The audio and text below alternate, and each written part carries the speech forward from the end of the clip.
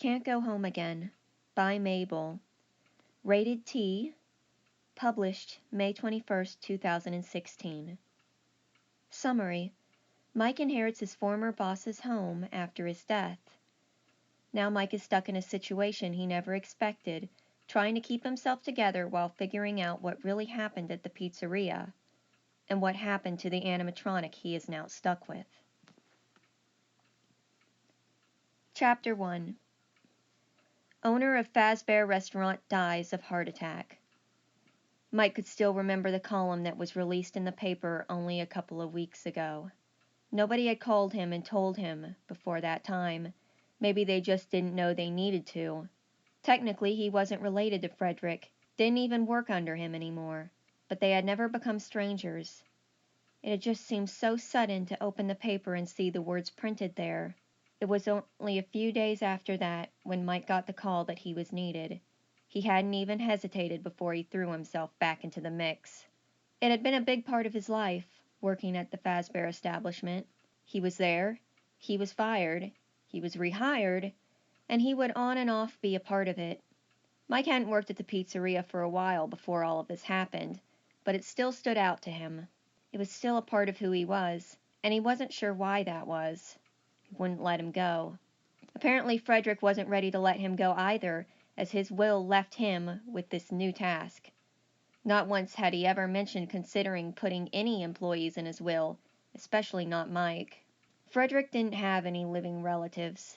His wife died during childbirth, his children died over the years, and he then lived mostly to himself. As such, he had listed various employees as his receivers of his estate, but only 2 of them were currently alive. The other inheritor was a guy named Sam who worked during the day as a technician. Sam and Mike were relatively friendly, though they didn't talk very frequently outside of work setting. Sam had inherited Fred's car, the company van, and whatever was left in the old warehouse. The actual pizzeria was planned for demolition. Mike, who Frederick was especially fond of, had gotten his home and whatever was inside. The older man had once mentioned that Mike was like his son in a joking manner, but never did he expect he would actually be left such intimate property and belongings. And from what Mike knew, nobody had been in the house yet. The man had gone to the hospital with chest pains and died shortly after of a heart attack. He wasn't very old, but had been battling with a variety of heart-related maladies, so the sudden death was unexpected, but not surprising. Frederick hadn't been in the house when he had the heart attack, and nothing was needed out of the house immediately, so nobody had gone in. The will was specific as well. There was nothing needing dividing, and everything in the house was left to Mike alone. Mike himself didn't understand how this could happen, or how there was absolutely nobody coming forward to argue with the will. He still went along with it. This was why he was currently sitting in the driveway, staring at the door and stalling as long as he could. Mike didn't really want to go inside of the building. Didn't really want to see what was inside, but he had to. With a soft sigh, he opened the car door and stood. It was early morning, and most of the nearby houses were empty as their owners went to work or school. The entire street was silent as Mike approached the front door with the keys in his hand. Finding the appropriate one and slipping it in the lock, he unlocked the door and stepped inside. The first room was a living room. All of the lights were off, but the electricity seemed to still be on as the TV was sitting on. It was a small, standard living room with a TV, a couch, a connecting kitchen nearby, and a set of videotape and bookshelves against the back wall. Mike shut the front door behind him and wandered in. He felt a little uneasy and decided not to turn on the lights. Instead, he crossed to the TV. It was on a blue VCR screen, and underneath the TV there was a VCR player. A tape was sticking out of it, and Mike pulled it out and brought it closer to the TV's glow. It was labeled Fredbear Cartoon. From what Mike knew, there had been a Fredbear cartoon that ran for a short while, but he had never seen it. He set the video on the VCR and set it to rewind. While it did so, he stood and crossed into the kitchen next. It had less natural light than the living room, even though the curtains were drawn in the living room, so he turned on the light. It flickered to life and revealed a small kitchen set with usual appliances and a small table in the corner. He casually strode over to check the fridge and glanced inside. None of this stuff can still be good. The milk was questionable, and some of the leftovers squeezed into plastic tubs didn't seem to still be edible, though he did notice what looked like a relatively new flat of pink iced cupcakes on the bottom shelf. He crouched down further and studied them. These looked only about a week old at most, definitely not a month old. White cake underneath and topped with sprinkles. Just a random flat of cupcakes. Mike then shrugged and took one, wondering if someone actually had been there. The cupcake did taste a little stale and left Mike second-guessing their age, but wasn't bothered enough to stop eating it as he continued to check the kitchen. In the pantry he found at least 7 or 8 more packages of cake mix and another tub of icing. He chuckled a little at the thought of Frederick having a secret sweet tooth. Frederick had even once refused sheet cake on his birthday, back when they were still working together, claiming he didn't like cake. It looked like that had been a bit of a fib, probably to keep the stern boss front. On the table there was a vase with a few shriveled flowers in it and an empty frozen pizza box. With the kitchen basically scanned, Mike casually left the room. It hadn't occurred to him before that maybe he could learn things about Frederick that he didn't know. He assumed he'd go through the stuff but not actually learn his secrets. Part of it made him feel better, made him feel closer to him, and he crossed back through the living room into the hallway. He flicked on the hallway light, only to have it not respond. He flicked the switch a few more times before deeming it dead. Not that it mattered. Even though all the windows were blocked with blinds and curtains, enough light made it through that he could see well enough. Just the same, it wasn't like Mike was scared of anything anymore. He had become somewhat numb after working at the pizzeria on and off for so long. He opened the first door in the hallway and found a small bathroom, looking around and then leaving. The next room, however, was very peculiar. It looked like a child's bedroom with a small bed, a baby blue color scheme, and what looked to be a toy box. Or Mike thought it was a toy box. It was shaped like an oversized birthday present and was pressed against the basque wall. Mike crossed closer and fiddled with the opening flap. The room's light filtered into the box and revealed toys. Just as Mike expected, the box was filled about halfway with plush toys that resembled the Freddy Fazbear Gang. There were even a few that looked like differently styled Freddys and Bonnies. It was an interesting find, but a confusing one. From what Mike knew, his children were deceased. Mike then wondered if he just kept the room together because he had lost his child. It made him suddenly lose his appetite. In fact, it practically drove him out of the room, and he turned on his heel to leave, only to slowly stop and notice something propped on the bed. It had to be the nastiest, dirtiest, rattiest-looking Freddy plush he had ever seen. It didn't even look like it had been a child's plaything. It looked like it had been a chew toy to some sort of rabid mongrel. It gave him flashbacks of the slumped Golden Freddy that he occasionally saw on the job. With a shiver, he looked to a nearby shelf where a few books and a few blankets were lined. He set his cupcake down beside the music box sitting on top and went for one of the small blankets, then boldly tossed it over the dirty bear. If only this would have worked with the real thing, he murmured to himself and continued out of the room. He then moved to the last 3 rooms, the first of which looked like a teenager's room. By now Mike wasn't feeling comfortable in the children's room and just shut the door again. There was another room that was stylized as though for a girl. There was a good deal of dust on the furniture, and the light also didn't work. Unlike the hall, this bedroom no longer had a bulb screwed in for whatever reason. Mike shrugged it off and went to shut the door, though as he shut it, he suddenly started to hear a noise. He hesitated and checked his phone, at first knowing it wasn't his phone and yet thinking it was a cell phone noise. It sounded like a soft chiming. He leaned into the child's bedroom again, but noted that it was coming through the wall. That led to the last room in the house. As he opened the door, the noise got louder, and he stared in at the master bedroom. There was only one small window in the room, and it seemed to look like a normal master. From how used the room seemed to be, he assumed that it was Frederick's bedroom. The chiming noise was like some sort of rendition of Pop Goes the Weasel, and was coming from a nearby shutter closet. Mike stared at it with furrowed brows. What is that, a cell phone? He continued towards the closet slowly, reaching out and resting his hands on the knobs. What am I doing? There's going to be something in here, he remarked to himself, but then promptly shrugged it off. Again, Mike wasn't too paranoid, and the sound didn't exactly sound threatening. He assumed he just hadn't heard it until he opened the room beside this. Mike got it over with and opened the closet abruptly. Everything seemed to happen in only a split second, and yet there somehow was a period long enough that Mike could mentally regret opening the door.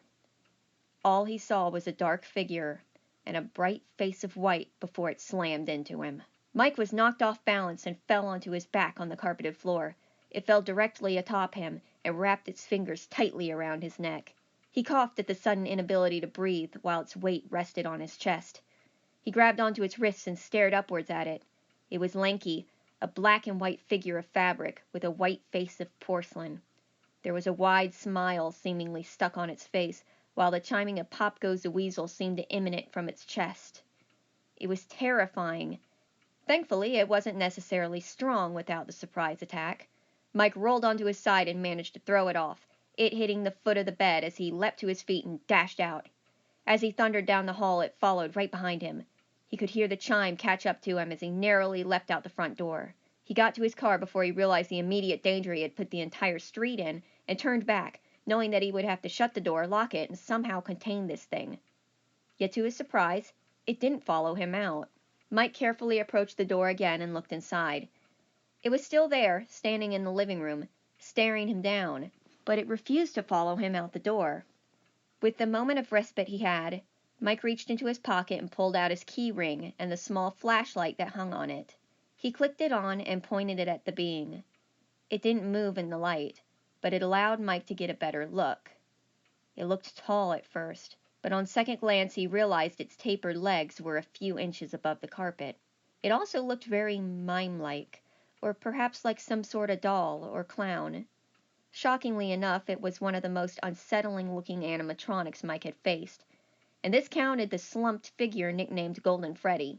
He couldn't remember Golden Freddy ever tackling him or chasing him down a hallway. He shut the door and hurriedly dialed a number into his phone. There were a few rings, and eventually a voice spoke. "This is Sam Fritz. Sam, you're not going to believe this. Sorry, I'm away from the phone. Leave a message." Mike tensed with a groan and waited for the beep before speaking. "Sam, call me back when you get this. The boss has a mime living in his house, and it just attacked me. I think it's some sort of animatronic. Get back to me. This is important." He ended the phone call and looked to the door again. He knew that he couldn't just leave. He had to somehow get inside and properly contain it. But with it watching the front door, he knew this wasn't safe. It won't come out. Maybe I can distract it and get in through the back. Of course, there were plenty of other thoughts, such as the many questions to why this thing was even in the house in the first place. They went ignored as Mike opened the door once more, pushing it open and watching as the living room was revealed. It still stood in the same position, staring him down, and Mike felt a little sweat start to form on his brow. Slowly, he crouched down and set the flashlight on the floor, angled towards the thing, then stepped out of view.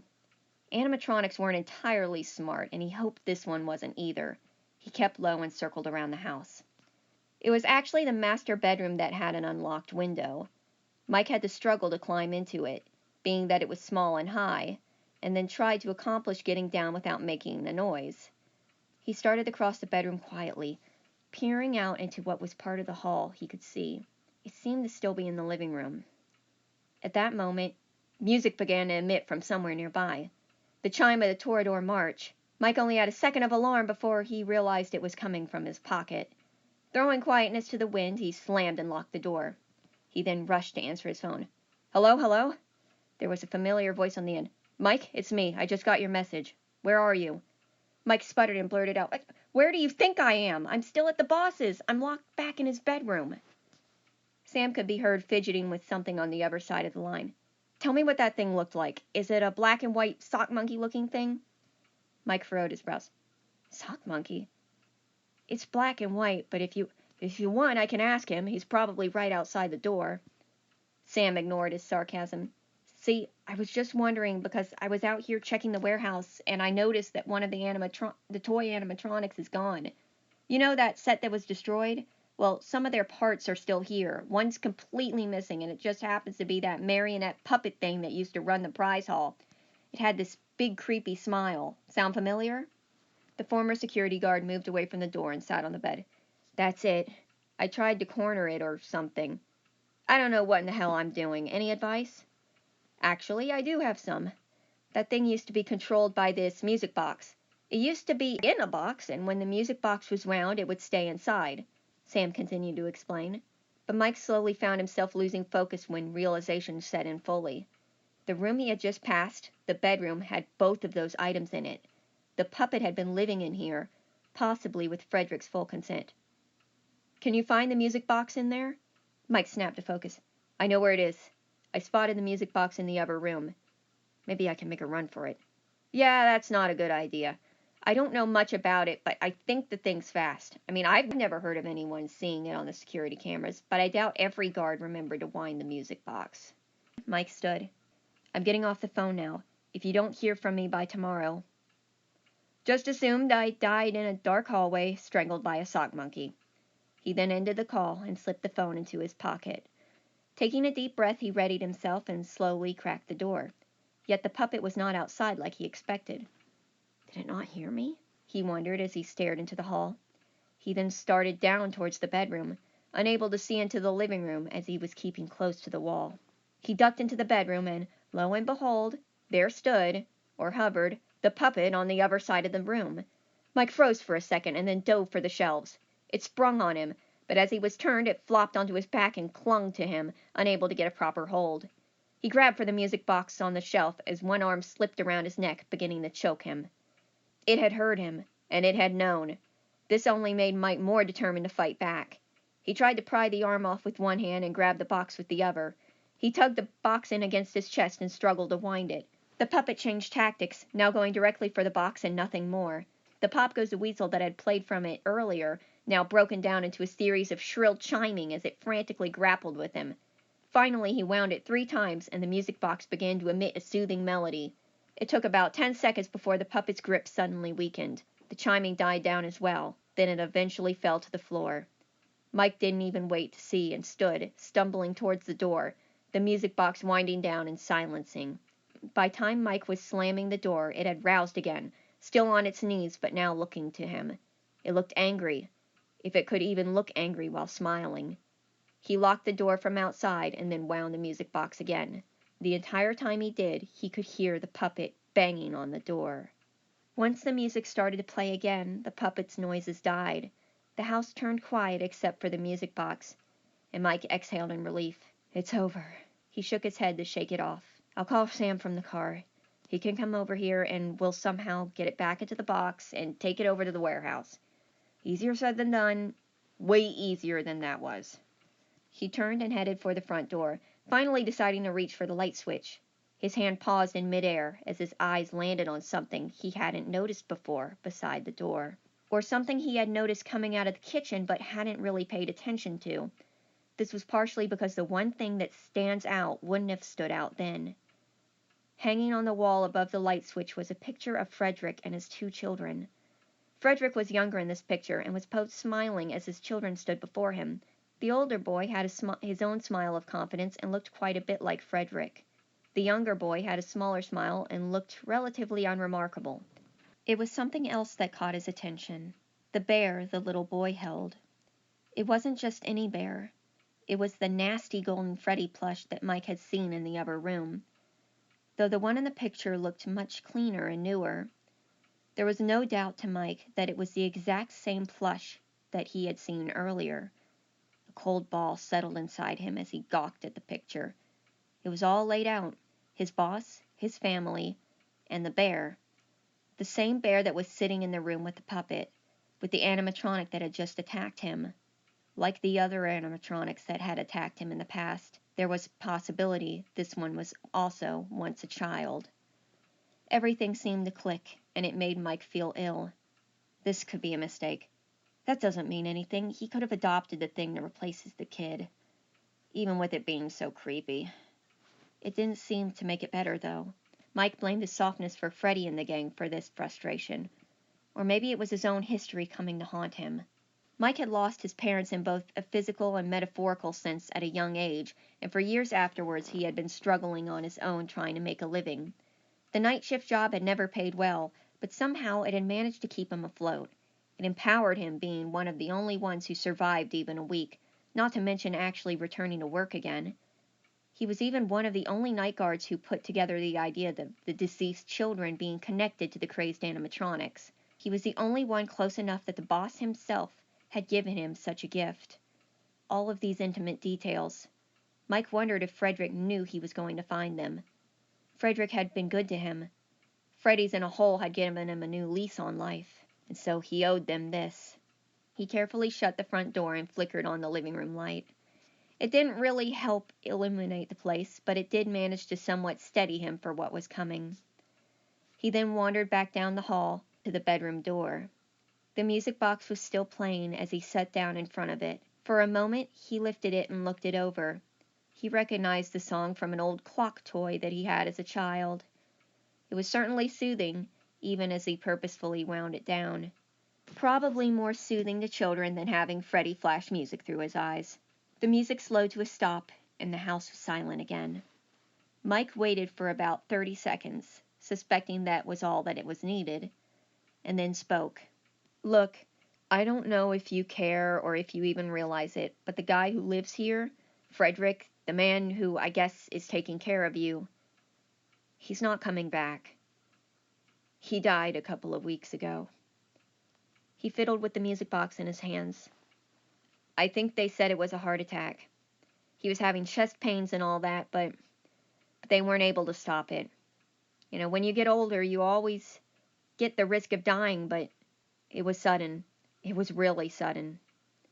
He decided not to even mention the fate of the pizzeria. "I'm here because he wanted me to be here." He changed his original planned reveal of the will.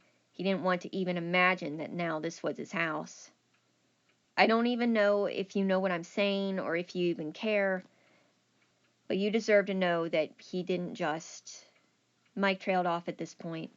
Grief was trying to nag at him. He had kept his cool for this long, and now he felt it creeping in on him.